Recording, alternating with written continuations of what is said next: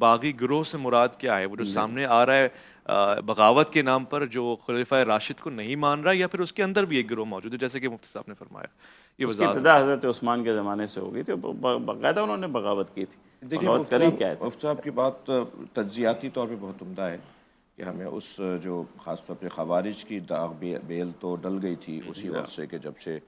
حضرت عثمان کا دور اور وہ جو قتل ہوا، وہ جو حملہ ہوا، وہ جو اقبال بھائیوں نے جو کچھ کیا، وہ سب کو پتہ ہے۔ مگر اس میں بھی کچھ شخصیات بہت روشن ہو گئی تھی، جیسے خود مروان سامنے آ گیا تھا کہ اس کا کیا کردار ہے۔ تو جو اس میں روشن چہرے تھے جنہوں نے اس ماحول کو بگاڑنے میں اپنا کردار ادا کیا، ان کو اگر ہم کسی طرح چھپائیں گے یا دبائیں گے تو یہ بھی ناانصافی ہوگی، ورنہ تو لوگ الجھے ہی رہیں گے۔ یعنی ہم مفتی صاحب اور ہم چاہ رہے ہیں کہ کلیئر ہو، اور اگر ہماری گفتگو سے مزید الجھن بڑھ جائے تو ہمیں وہ چہرے بہرحال کم سے کم اپنے طالب علموں کو، ٹھیک ہے یہ فورم نہیں ہے، یہاں بہت ساری باتیں نہیں ہم کر پائیں گے، لیکن ہم اپنے طالب علموں کو اپنے دینی مدارس میں، اپنے خاص حلقوں میں ہمیں بتانا پڑے گا کہ وہ چہرے کون سے تھے کہ جنہوں نے بغاوت کی۔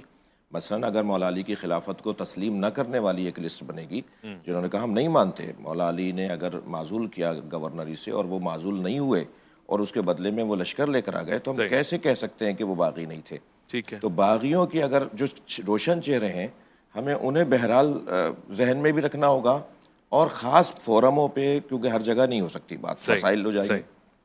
مسائل بنانے کے لیے ہم بیٹھے بھی نہیں ہیں، مسائل کو کم کرنے کے لیے بیٹھے ہیں، لیکن بہرحال وہ چہرے روشن ہیں۔ ایسا نہیں ہے کہ ہم مجمع میں بھیڑ میں انہیں گم کر دیں، جیسے کیا ہوتا ہے کہ جب کوئی فساد ہو رہا ہوتا ہے تو قاتل کو مجمع میں گم کر دیا جاتا ہے، بھئی کس نے مارا کس نے مارا، نہیں، بعض چہرے بہت روشن ہیں، جیسے میں نے عرض کیا کہ نہیں، اگر خلافت کو قبول نہیں کر رہے اور کہہ رہے ہیں میں نہیں مانتا، اور پھر مولا امام حسن کے زمانے میں جب حضرت کا قتل ہوا تو اس پہ پھر خوشی کا اظہار کرنا کہ ہم نے ایک انگارہ تھا جو بجھا دیا، اللہ اکبر۔ تو وہ ہمیں بہرحال پتہ ہونا چاہیے کہ کردار وہ کیا کیا